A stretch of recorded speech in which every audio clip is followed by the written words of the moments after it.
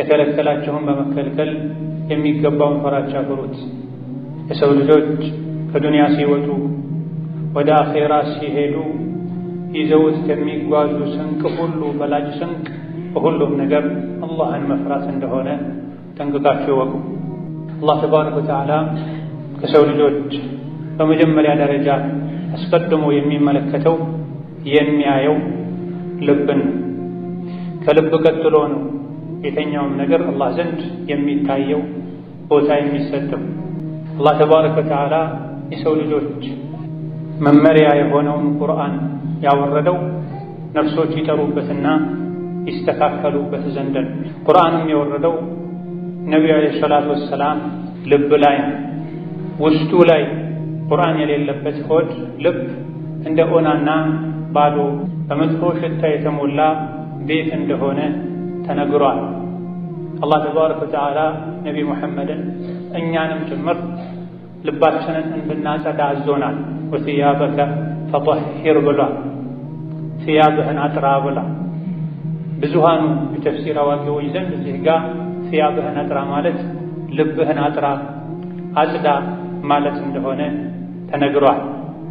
አላህ ተባረከ ወተዓላ የሰው ልጆችን መልካቸውን፣ ውበታቸውን፣ ቁመታቸውን፣ ንብረታቸውን፣ ዘራቸውን፣ ዱንያዊ ምድራዊ ክብርና ማዕረጋቸውን አያይም። አላህ ተባረከ ወተዓላ በዋነኝነት ቀድሞ የሚያየው ልብን፣ ከዛ በኋላ የልብ መስተካከል የሚሆን መበላሸት ምልክት የሆነውን ስራቸውን ነው የሚያየው።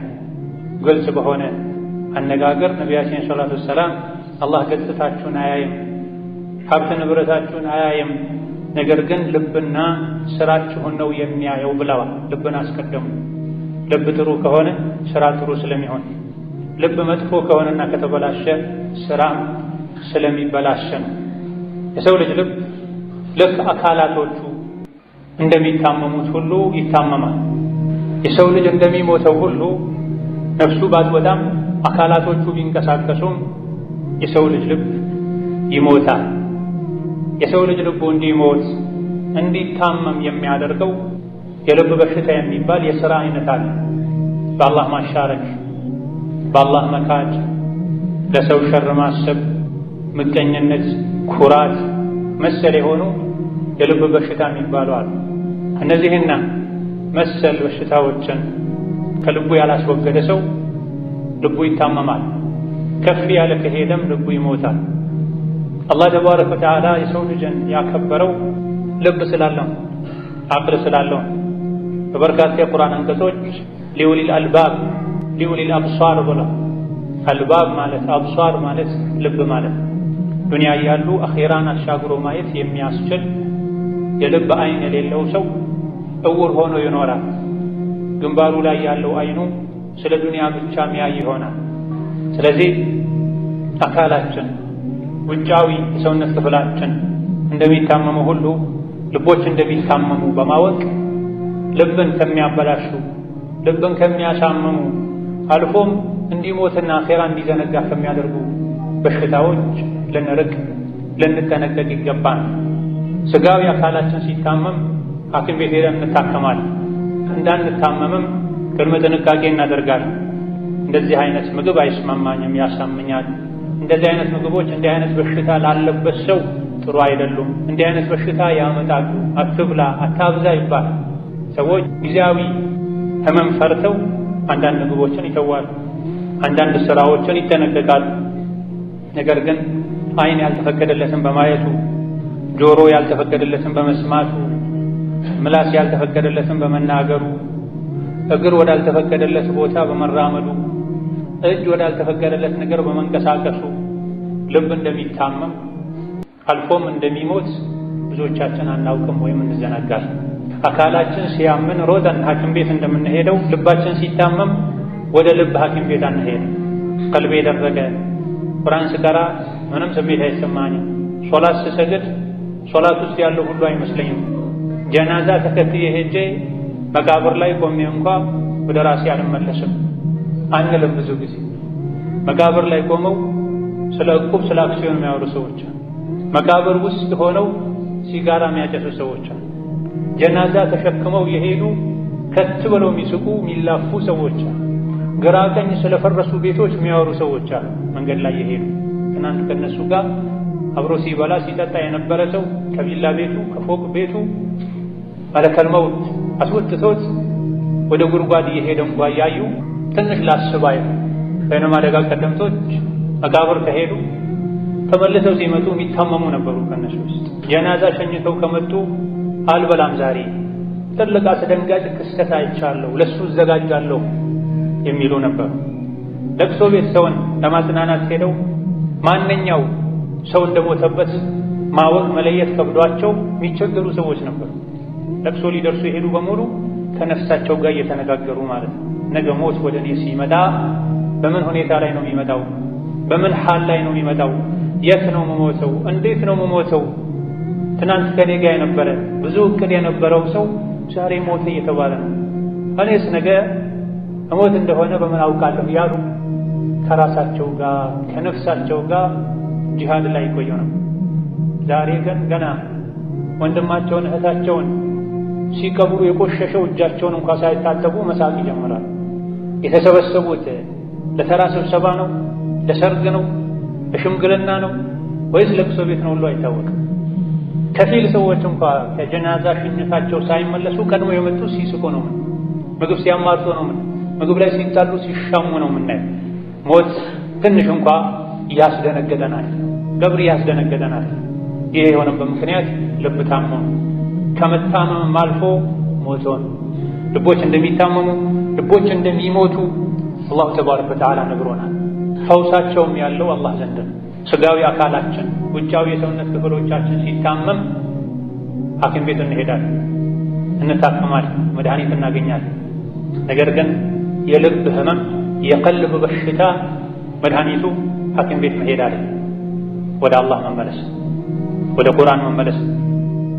ፊ ቁሉቢሂም መረዱን ፈዛደሁም አላሁ መረዱን፣ ልባቸው ውስጥ በሽታ አለ። ቁርአን ወርዶ ሸሪዓ ተነግሯቸው የሸሪዓን ህግ አለማክበራቸው ደግሞ በሽታቸው ላይ በሽታ ጨመረባቸው ይላል። ሲጀምር ከአላህ መራቅ ነው ትልቁ በሽታ። መፍትሄውንም ወደ አላህ ተባረከ ወተዓላ መመለስ፣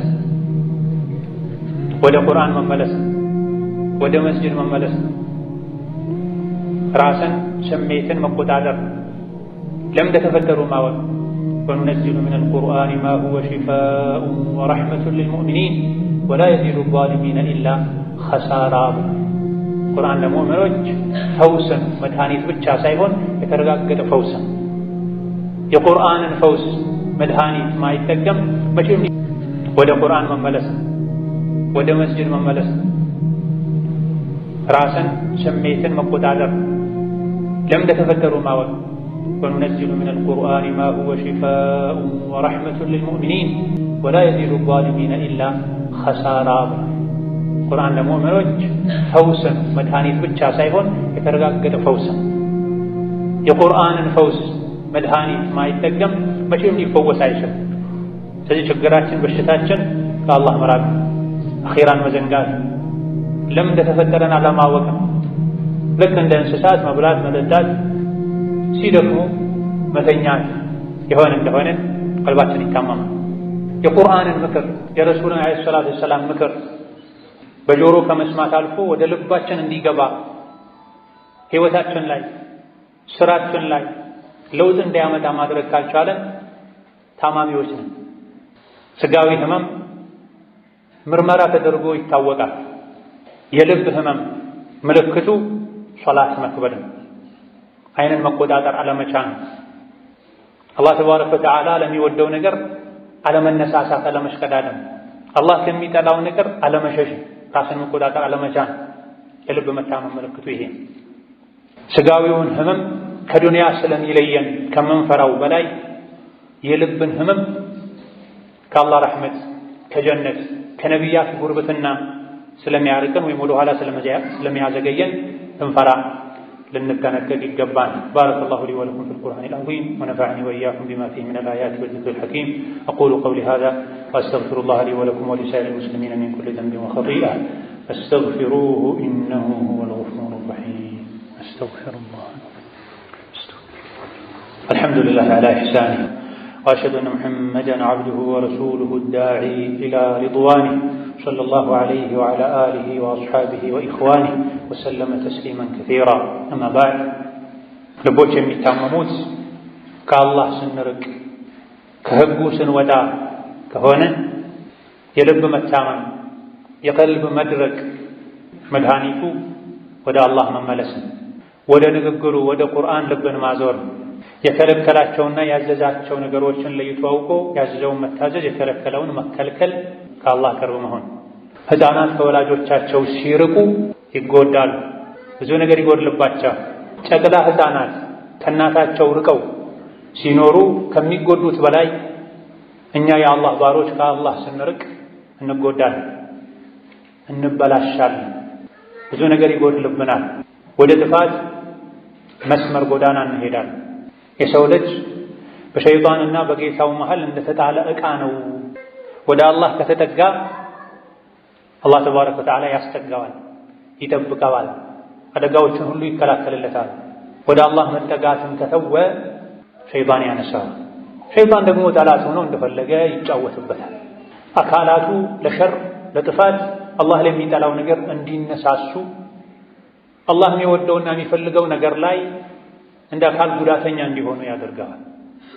ለዚህም ነው ኢነ ሸይጣነ ለኩም ዐዱወን ፈተኺዙሁ ዐዱዋ ወላ ተተቢዑ ኹጡዋቲ ሸይጣን ያለው። ሸይጣን ለእናንተ ግልጽ ጠላት ነው፣ እናንተም ግልጽ ጠላት አድርጋችሁ ያዙት፣ ፍሩት፣ ተጠንቀቁት፣ ምክሩን አትስሙ፣ እርምጃዎቹን አትከታተሉ፣ በዚህ ሂዱ ካላችሁ አይበሉት፣ በተቃራኒው መንገድ ሂዱ የተባለ ሂዳ በሽታችን ከአላህ መራቅ ነው። መድኃኒታችንም ወደ አላህ መቅረብ በሁሉም ነገር። አላህን መናፈቅ፣ አኼራን መናፈቅ፣ ምግብን፣ መጠጥን፣ እረፍትን ከምንፈልገው በላይ ልባችን አላህን ተባረከ ወተዓላ እንዲወድ አላህ እንዲያስታውስ ረዥም ስጁድ፣ ረዥም ጊዜ ቁጭ ብሎ ቁርአን መቅራት፣ ተመስቶ ዚክር ማድረግን እንዲናፍቅ ማድረግ። ፈውሱ ይሄም ኢብራሂም ወኢዛ መሪድቱ ፈሁወ የሽፊን ብለዋል። አካለ ሥጋዬ ሲታመም ብቻ ለማለት አይደለም፣ ለልብም ጭምር ያገለግላል። ስታመም የሚፈውሰኝ አላህ፣ ወንጀሌ በዝቶ ኸይር ስራዬ አንሶ ልቤ ታሟል፣ አላሁ ይፈውሰኝ፣ ልቤ አንተን በማስታወስ የሚረካ የሚረጋ አድርግልኝ ልንል ልባችንን በሶላት በቁርአን ልንገሰግሰው ይገባናል። እነሆ የልብ በሽታ ሁነኛ መድኃኒት የሚባሉ 5 ነገሮች አሉ። ከቀደምት ደጋግ የአላህ ባሮች መካከል ከአንዱ የተነገሩ። በተለይም ባለንበት ዘመን ልቡ ያልታመመ የለም፣ የህመሙ ደረጃ ይበላለጣል እንጂ አንድ ቀን እንኳ ወንጀል ሳይሰሩ ወይም ሳያዩ ወይም ሳይሰሙ ውሎ መግባት የሚከብድበት ዘመን ላይ ደርሰናል። እኔ ራሴ ወንጀል አልሰራም እጠበቃለሁ አላህን እፈራለሁ እንኳ ቢባል ከግራ ከቀኝ የሰው የጂኒ ሸይጣኖች ወንጀል ወይ እንዲታይ ወይ እንዲሰማ ቢያንስ እንኳ ወንጀሉን አይቶ ማስወገድ ባለመቻል ወንጀለኛ እንዲሆኑ የሚደረግበት ዘመን ላይ ደርሰናል። ሰዎች ጌታቸውን ረስተዋል፣ አመፃ ብዙተዋል። እዚህ መልኩ ከሰዎች ጋር ከመኖር ከሰው ሁሉ ራቅ ብሎ ገለል ብሎ ሳይሞቱ ሁሉ ጉድጓድ አዘጋጅተዋል። ያ ደግሞ ጫካ ውስጥ ጋራ አናት ላይ ሆኖ አላህን ተባረከ ወተዓላ ብቻ እየተገዛሁኝ ከወንጀል ርቄ ዓይኔ መጥፎ ሳይ ጆሮዬ መጥፎ ሳይሰማ መኖር በቻልኩ ተብሎ የሚመኙበት ዘመን ላይ ደርሰናል። አኽር ዘመን ላይ ይሄ እንደሚመጣ ነቢ ተናግረዋል አለይሂ ሰላቱ ወሰላም። ከሰዎች መበላሸት አንፃር አላህን ፍሩ መባባል ከመጥፋቱ ከመቀነሱ አንፃር ሰዎች አላህን ፍሩ ሲባሉ እንኳ ትንሽ ቆም ካለ ማለታቸው ካለመደንገጣቸው አንፃር ልባችን እንዲፈወስ እንዲሽር ጤነኛ ንጹህ እንዲሆን ከሚያደርጉ ነገሮች አንዱ ቁርአንን ያስተነተኑ መቅራት፣ ቁርአንን ያስተዋሉ ማንበብ። ይህ ደግሞ ሊሆን የሚችለው ትርጉሙን ሲያውቁን አነባበቡን ሲችሉን። ቁርአን የአላህ ንግግር፣ እኛ የአላህ ባሮች ነን። አላህ ከኛ ውስጥ በአንደኛ ደረጃ የሚፈልገው ልባችንን ነው። ልባችን ከቆሸሸ ሌላው የሰውነት አካላችን ማማሩ ለአላህ ምኑም አይደለም። አላህ ገጽታ አይ እሱ ራሱ ነው አንዱን ጥቁር ሌላኛውን ቀይ፣ አንዱን መልከ መልካም ሌላኛውን መልከ ጥፉ አድርጎ የፈጠረው። ይሄ አላህ ዘንድ አያስከብርምም አያዋርድም። የሚያስከብረው የሚያዋርደውም ልብ ነው። ለሁሉም ደግሞ አላህ ተመሳሳይ የሆነ ልብ ሰጥቷል። በመሰረቱ ሁሉም የሰው ልጆች ልቦች ሲፈጠሩ እንደ ወተት ነጭ ተደርገው ነው የተፈጠሩት። ከዛ በኋላ የሰው ልጆች ወንጀል በሰሩ ቁጥር አንድ ጥቁር ነጥብ ጠብ ይደረግበታል። ሁለተኛ፣ ሶስተኛ፣ አራተኛ ወንጀል በሰሩ ቁጥር ነጩ ልባቸው ላይ ጥቁር ነጥቦች ይበዛሉ። ከተውበተን ይወለወላሉ፣ ይጸዳሉ። ካልተውበተን ነጭ የነበረው ልብ ወደ ጥቁርነት ይቀየራል። እንደ ዕቃ ዝርግ ነው የሰው ልጅ ልብ ኸይርን መልካም ነገር እንዲቀበል። ወንጀል ስናበዛ ዝርግነቱ ቀርቶ እየጠበበ ይሄዳል። መጨረሻ ላይ አፉ ራሱ ይታሸጋል። በዛው ከቀጠለን ደግሞ ጭራሽ ይገለበጣል። ከዛ በኋላ የሰው ልጆች ስሜታቸው የተስማማቸው የተመቻቸው ነገር እንጂ ጥሩ ነው ብለው አያምኑም፣ አይቀበሉም። ልብ እዚህ ደረጃ ከደረሰ እዚህ ደረጃ እንዳንደርስ አላህ ተባረከ ወተዓላ ልቦችን ለማስተካከል ያወረደውን ቁርአን አዘውትረን ልንቀራ፣ እንዲሁ ለስሙ ብቻ አንዱ ለደቂቃ አንዱ ለገጽ ሳይሆን ልባችን በቃን እስኪል ድረስ ለውጡን ስሜቱን ልባችን ላይ እስክናይ ድረስ እየደጋገመን እያስተነተንን እያስተዋለን ልንቀራ ይገባል። አንድ ጊዜ ቁጭ ባሉበት 10 ገጽ 3 ጁዝ 4 ጁዝ ከመቅራት ልብን እየተከታተሉ ልብን እየቀሰቀሱ አንድ ሱራ መቅራት ይሻላል። ከቁርአን የሚፈለገው ፈውስን መድኃኒት ነው የሚፈለገው። ልብን የሚያሳምሙ የልብ በሽታ የሚባሉ ነገሮችን ጠቅሰናል። ሽርክ፣ ኩፍር፣ ምቀኝነት፣ ኩራተኝነት ይላል። እንደዚህ አይነት መጥፎ ባህሎች የሚያወግዙ አንቀጾችን ደጋግሞ መቅራት ከእንደዚህ አይነቱ በሽታ ያላቅቃል። ልብን ከሚፈውሱ ነገሮች ሁለተኛው ሆድን ባዶ ማድረግ ነው። ይህም ማለት የጾም ዒባዳ ማለት የሰው ልጅ ሆዱ ሲጠግብ ምላሱ ወሬ ያበዛል፣ አላህ ማይፈቅደው ወሬ። አይኑ ያማረውን ሁሉ ማየት ይፈልጋል፣ እግሩም እንቅስቃሴ ያበዛል። የሰው ልጅ ሲጾም እነዚህ የሰውነት አካላቶቹን መቆጣጠር ይችላል። ጾም ሙሉ ሰውነትን የሚያሳትፍ ዒባዳ ነው። ለዚህም ነው ነቢያችን ሰለላሁ ዐለይሂ ወሰለም ከሰሐቦች መሃል አንድ በቋሚነት የሚሰራውን ዒባዳ ጠቁመኝ ሲላቸው ዐለይከ ቢሶሚ ፈኢነሁ ላ ዒድለ ለሁ ያሉት። ጾምን አደራ፣ ጾምን አብዛ። ስሜትን ከመግራት አጅርን ከማብዛት አንጻር ጾምን የሚስተካከለው ዒባዳ የለም ብለውታል። ጾም የኔ ነው፣ የሰው ልጅ ለኔ ብሎ ስሜቱን ይተዋል፣ ምግብ መጠጥን ይተዋል፣ የጾምን ምንዳም መነዳው እኔ ነኝ ብሏል አላህ ተባረከ ወተዓላ። ስለዚህ ለዚህ ሰሐቢ በመከሩት መሰረት ነብዩ ሰለላሁ ዐለይሂ ወሰለም ቀልብን ከማስተካከል ስሜትን ከመግዛት አጅርን ከማብዛት አንፃር ጾምን የሚስተካከል ዒባዳ የለም ባሉት መሰረት ጾም ማብዛት፣ ሆድን ማስራት። እስላም ላይ በተለያየ መልኩ ተወዳጅ የሆኑ የተደነገጉልን ጾሞች አሉ። ረመዳን ብቻ አይደለም። ረመዳን እንደወጣ ሸዋልን ጾማል። ከሸዋል በኋላ ዙልቃዕዳን ሸኝተን ዙልሕጃን ጾማል። ዙልሕጃን ሸኝተን ሙሐረምን ጾማል። እንዲህ ያለ ይቀጥላል። በየሳምንቱ በየወሩ ጾሞች አሉ። የሰኞና ሐሙስ ጾም፣ የአያመል ቢድ የዓረብኛ ወር እንደገባ በየወሩ ሶስት ከሚጾሙ ጾሞች አሉ። መጾም እንኳ ባንችል ምግብ መቀነስ አንዱ ሆድን ባዶ የማድረግ ደረጃ። የአላህ ትክክለኛ ባሮች ሆዳሞች አይደሉም። አብዝቶ መብላት፣ ለሆድ ከልክ በላይ መጨነቅ የእንስሳነት ባህሪ ነው፣ የካፍሮች ባህሪ ነው። ወለዚነ ከፈሩ ያእኩሉነ ወየተመተዑነ ከማ ተእኩሉነ ነዓም።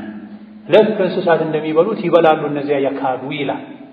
ሙእምን በአንድ አንጀት ነው የሚበላው፣ ካፍር በሰባት አንጀት ነው የሚበላው ብለዋል ነቢያችን ሰለላሁ ዐለይሂ ወሰለም። ስለዚህ አብዝተን ስንበላ ስለ አኺራ ማሰባችን ይቀንሳል። አብዝቶ የበላ አብዝቶ ይጠጣል፣ አብዝቶ የጠጣ አብዝቶ ይተኛል፣ አብዝቶ የተኛ ብዙ ኸይር ያልፈዋል ተብሏል። አብዝቶ የበላ ሰው ለሶላት ለኢሻ መነሳት ለፈጅር መነሳት ይከብደዋል። ምሳ አብዝቶ የበላ ለዐስር መነሳት ወደ መስጂድ መሄድ ሊከብደው ይችላል። ስለዚህ አመጋገባችን እስላማዊ ልናደርግ በልክ ልናደርገው ይገባል። አብዝቶ መብላት ቀልብ ያደርጋል፣ ቀልብን ያሳምማል። ልብን ከሚያክሙ ነገሮች ሶስተኛው የሌሊት ሶላት መስገድ። የሌሊት ሶላት መስገድ ከደጋግ ከአላህ ባሮች መገለጫ መካከል አንዱ። ነቢያችን ሰለላሁ ዐለይሂ ወሰለም አደራችሁን የሌሊት ሶላት ስገዱ፣ ከእናንተ በፊት ያለፉ የደጋግ የአላህ ባሮች መንገድ ነው፣ መለያ ነው፣ ወንጀል ማራገፊያ ነው ብላ። አንዱ የልብ መታመም ምክንያት ወንጀል ነው። ወንጀሎች ናቸው ልብ የሚያሳምሙት፣ ልብን የሚያሞቱት፣ የሚገድሉት። የወንጀሎች መብዛት ልብን ያሞታል፣ ልብን ይገድላል። ለአንተ የሚሻለህ ስሜትህን መቃረንና አይ ማለትና ወንጀል መተው ነው ተብሏል። ሰው ከመሆናችን አንፃር በተለያየ መልኩ ወንጀል ላይ ልንወድቅ እንችላለን። ሌሊት ስንሰግድ ወንጀላችን ይራገፋል። ነቢያችን ሰለላሁ ዐለይሂ ወሰለም እግሮቻቸው እስኪያብጡ ድረስ ይሰግዱ ነው። ምርጥ ሰው ማለት አብዱላህ ነው ሌሊት ቢሰግድ ኖሮ ብለዋል። ሷሊሕነት፣ ደግነት ሌሊት ከመስገድ ጋር የተያዘ ሌሊት ላይ ከቀኑ ጋጋታ ከሰዎች መረበሽ ርቀን በተረጋጋ መንፈስ ልብን ሰብስቦ 2 ረካ 4 ረካ ዊትር ጨምሮ 5 ረካ 7 ረካ መስገድ ልባችን ከበሽታ እንዲያገግም ሕያው እንዲሆን ያደርጋልና እራት ከበሉ በኋላ ፈጥኖ ተኝቶ ለፈጅር አዛን ግማሽ ሰዓት ሲቀረው እንዳቅማችን 1 ሰዓት ሲቀረው 2 ሰዓት ሲቀረው ተነስቶ አላህ ያገራልን ያክል 2 ረካ ሰግዶ መጨረሻ 1 ወይም 3 በመስገድ በዊትር ማጠናቀቅ ልብን ያክማል። ከፈርዱ ሶላት ቀጥሎ አላህ ዘንድ በጣም ተወዳጅ ሶላት የሌሊት ሶላት ነው ብላ ነብዩ ሰለላሁ ዐለይሂ ወሰለም። ሌሊት ላይ ተነስቶ መስገድ የሚከብደው ማታ ኢሻን ከሰገደ በኋላ ባዕድያውን 2 ረካ ወይም 4 ረካ ከደገመ በኋላ አላህ ያገራለትን ያክል 2 ይሁን 4 ሰግዶ 1 ዊትር ጨምሮ መተኛት ይቻላል። የተለያዩ ሰሐቦች ነብዩ ሰለላሁ ዐለይሂ ወሰለም ከመተኛት በፊት ዊትር ስገድ ብለው መክረዋል። መነሳት ይከብዳቸዋል ብለው የሚገምቱ ሰሐቦችም አሉ። እኔ ስራ ይበዛብኛል፣ የጉልበት ሰራተኛ ነኝ፣ ብዙ የሚያደክሙኝ ነገሮች አሉ፣ ሌሊት መነሳት አልችልም ልንል እንችላለን። ስለ አኼራ ሲሆን ጉልበታችን ደካማ እንደሆነ ይሰማናል። ስለ ዱንያ ሲሆን ደግሞ የ7 ወር ደቅም እንዳለን ይሰማናል። ስለ ዱንያ ጉዳይ ሌሊት መሳፈር ካለብን 8 ሰዓት እንነሳለን። አለመተኛትም ካለብን የውጭ በረራ ካለ ሳንተኛ እናድራለን። ስለ ከባዱ ሩቁ የአኼራ ጉዞ ግን አንዘጋጅም።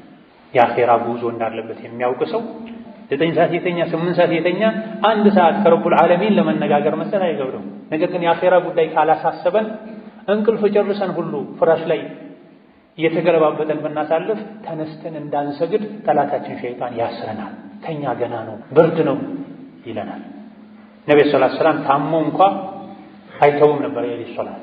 አጋጣሚ እንኳ ሌሊት ቢያልፋቸው ቀን ላይ ቀዷ ያወጡት እንደነበር ተነግሯልና ልባችን ሕያው ጤነኛ እንዲሆን አንዱ መድኃኒት የሌሊት ሶላት።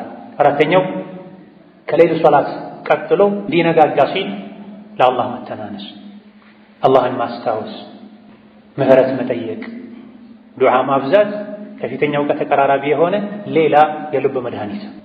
ለአላህ በተናነስን ቁጥር ድህነታችንን ያለሱ እርዳታ ደካሞች መሆናችንን ተናንሰን ስንነግረው በዛ ሰዓት ያውም አላህ ወደ ቅርቡ ሰማይ ወርዶ ማን ነው የሚጠይቀኝ የምሰጠው፣ ማን ነው የሚጠራኝ ቤት የምለው፣ ማን ነው ምህረት የሚጠይቀኝ ምመረው የሚልበት ወቅት ነው የሌሊቱ መጨረሻ። ይሄም ጎህ እስኪቀድ ፈጅር ሶላት እስኪገባ ድረስ ይቀጥላል ብሏል ነብዩ ሰለላሁ ዐለይሂ ወሰለም። ወይም ተሰግዶ እስኪያልቅ ድረስም ተብሏል። አላህ ወደ ቅርቡ ሰማይ ወርዶ ለምኑኝ እሺ እላችኋለሁ፣ ጥሩኝ ቤት እላችኋለሁ፣ ማረኝ በሉ እምራችኋለሁ ይላል። ስለዚህ ሌሊት ተነስተው መስገድ ከሰገዱ በኋላ ለተወሰኑ ደቂቃዎች እንኳ ቢሆን ለአላህ መተናነስ፣ ወንጀልን አስታውሶ ማልቀስ፣ አላህን ምህረት መጠየቅ። ቀን ላይ ስንሯሯጥ ነው የምንውለው። በሰላቱ እንኳ ሶላታችንን አንሰግድም። እንደው በማታው ክፍለ ጊዜ ሰው ሁሉ በተኛበት ጸጥ ባለበት አላህን የሚያወድሱና አላህን የሚያጠሩ አዕዋፎች ድምፅ እንጂ በማይሰማበት ወቅት ከአላህ ጋር መነጋገር ወላሂ የልብ መድኃኒት ነው። ልብን ያክማል። የሞተ ልብን ሕያው ያደርጋል። በዛ ሰዓት አላህን የሚወድ አላህን የሚፈራ የልቡ ጉዳይ ያሳሰበው ሰው እንጂ ሲጀምርም ተነስቶ አይሰግድም፣ ሩኩዕ ስጁድ አያደርግም። አንድ ስንዝር ወደ አላህ ከተጠጋን 1 ክንድ አላህ ወደኛ እንደሚጠጋ ነብይ ነግረውናል። ቀስ ያለን ወደ አላህ ከሄደን የፈጠነ ወደኛ እንደሚመጣ ነብይ ነግረውናል። ይሄንንም ስለሚፈልግ ነው ወደ ቅርቡ ሰማይ ወርዶ ስለ ባሮቼ ማንንም አልልክም፣ ማንንም አልጠይቅም፣ እኔ ራሴ የባሮቼን ጉዳይ ጠይቃለሁ ብሎ ነው ወደ ቅርቡ ሰማይ የሚወርደው ብሏል ነብዩ ሰለላሁ ዐለይሂ ወሰለም። መሀል ላይ አማላጅ ማስገባትም አያስፈልግም ማለት ሶሒህ በሆነ እነ ቡኻሪ ሌሎችም በዘገቡት ሐዲስ ነው ነብይ የነገሩ። የሌሊቱ 1/3 ሲቀር ወደ ቅርቡ ሰማይ ወርዶ ማን ነው የሚለምነኝ ይላል። ይኸው የለመንከው ነው ጌታ፣ ያንተ ቃልን አታጥፍም፣ ማረኝ፣ ወንጀለኛ ነኝ፣ ከጀነት ባለቤቶች አድርገኝ፣ ከቁጣ ከሳት ጠብቀኝ ያልን እንደሆነ ተጠቃሚዎች ነን። ልባችን ንጹህ ሆኖ ከአላህ ጋር የምንዋደድ አላህ የሚወደን ወደ እሱ የሚያቀርብን ባሮች መሆን እንችላለን።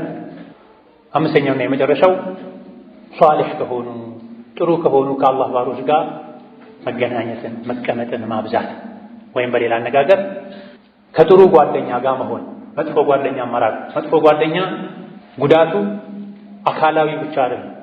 ጸባዩ መጥፎ የሆነ ጓደኛ ልብን ያደርቃል፣ ልብን ያሳምናል።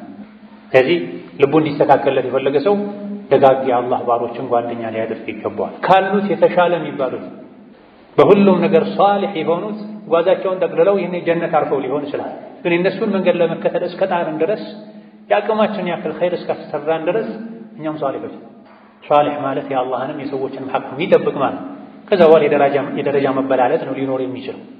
የአላህን ሐቅ በአግባቡ እወጣለሁ፣ የከለከለኝን እከለከላለሁ፣ የሰዎችን ሐቅ አልነካም ብሎ የሚኖር ሰው ወንድም ይሁን ሴት፣ የቀራና የተማረም ይሁን ያልቀራ ሷሊሕ።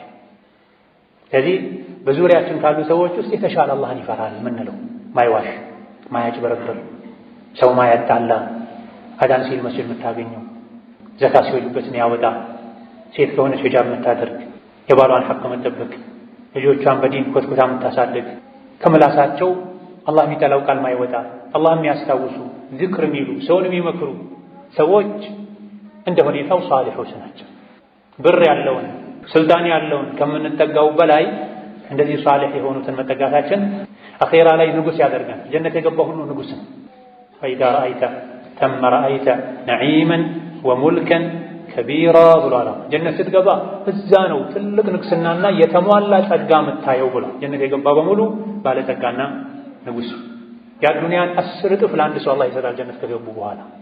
ዛሬ ምናልባትም ጎንህን ወገብን የምታሳርፍበት አንድ ክፍል አተ ልትቸገር ስላለህ ዱንያ ስለሆነ ያለው የችግር ሀገር ስለሆነች። ነገር ግን አንድ ሰው አላህ ብሎለት ፈቅዶለት እዚህ መስፈርቱን አሟልቶ ጀነት ከገባ የሙሉ የዱንያ የዚህን ዓለም 10 እጥፉን ከዛም በላይ አላህ ለአንድ ሰው ይሰጣል። ይሄን ነው አላህ ተመ ረአይተ ነዒመን ወሙልከን ከቢራ። ስለዚህ እዚህ ዱንያ ላይ ከእሱ ጋር ልጠጋጋ፣ መጥፎ ሰው ቢሆንም ለዱንያ ይጠቅመኛል እያሉ ቀልብን የሚያደርግ ሰው ጋር፣ መጥፎ ጓደኛ ጋር ከመጠጋጋት መጥፎ ነገር እንድናይ፣ መጥፎ ነገር እንድንሰማ፣ ቢያንስ እንኳ ከእሱ ጋር በምንሆንበት ጊዜ ኸይር እንዳንሰራ ከሚያደርገን ዱንያን ያስተካከል አኼራን ከሚያበላሽብን ሰው ጋር ከምንውል ዱንያ ላይ ላንጠቀም እንችላለን ከእሱ ጋር በመሆናችን፣ አኼራ ላይ ግን እንድንጠቀም የሚያደርገን ስናየው ብቻ አላህ የሚያስታውሰን፣ አላህን ፍሩ የሚለን፣ በሶላት ወቅት ወደ ሶላት የሚወስደን፣ ቁርአን ሲቀራ አይተን አብረን እንድንቀራ የሚያደርገን፣ ባንቀራ እንኳ እንድናደምጥ የሚያደርገን የሚመክረን ሰው ጓደኛ ልናደርግ ይገባናል። ጥሩ ጓደኞችንም ከብዙ አላገኘም ብንል ያለፉ ደጋግ የአላህ ባሮችን ታሪክ ማንበብ ማድመጥ በመንፈስ ከነሱ ጋር እንድንሆን ያደርገናል። እንዴት ነበር ላይ የሚሰግዱት? እንዴት ነበር ጾም የሚያበዙት? እንዴት ነበር ቁርአን ደጋግመው የሚያኸትሙት? እንዴት ነበር በጊዜው የሚገጥማቸውን ፈተና፣ ሻህዋ፣ ሹብሃ የሚቋቋሙት የሚለውን ትምህርት እንወስድበታል። የሰሓቦችን፣ የታቢዒዎችን፣ የትልልቅ የዲን መሪዎችን ህይወት ታሪክ ማንበብ ማድመጥ። ኢነላሀ ወመላኢከተሁ ዩሰሉነ ዐለን ነቢይ ያ አዩሀ ለዚነ አመኑ ሰሉ ዐለይሂ ወሰሊሙ ተስሊማ አላሁመ ሰሊ ወሰሊም ወባሪክ ዐላ ዐብዲከ ወረሱሊከ ሙሐመድን ወዐላ አሊሂ ወአስሐቢሂ ወአትባዒሂ ወሰሊም ተስሊመን ከሲራ አላሁመ አዕዚል ኢስላም ወልሙስሊሚን ወአዚል ሽርከ ወልሙሽሪኪን ወደምር አዕዳአከ አዕዳአ ዲን አላሁመ እጅዐል ሃዘል በለደ አሚነን ሙጥመኢነን ወሳኢረ ቢላዲል ሙስሊሚን አላሁመ አሚና ፊ ዱሪና ወአውጣኒና ወላ ቱሰልጥ ዐለይና ቢዙኑቢና መን ላ የኻፉከ ፊና ወላ የርሐሙና اللهم انصر المظلومين والمضطهدين في كل مكان اللهم اشف مرضنا ومرضانا ومرضى المسلمين اللهم اشف مرضنا ومرضانا ومرضى المسلمين اللهم من كان منا مريضا فاشفه اللهم من كان منا مدينا فاقض عنه دينه اللهم من كان منا عزبا فارزقه زوجا صالحا اللهم من كان منا عقيما فارزقه ذرية صالحة يا سميع الدعاء اللهم اصلح فساد قلوبنا اللهم اصلح فساد قلوبنا اللهم اصلحنا واصلح نياتنا وزوجاتنا وذرياتنا اللهم اصلحنا واصلح نياتنا وزوجاتنا وذرياتنا اللهم طهر قلوبنا من النفاق وأعمالنا من الرياء وألسنتنا من الكذب آمين والحمد لله رب العالمين.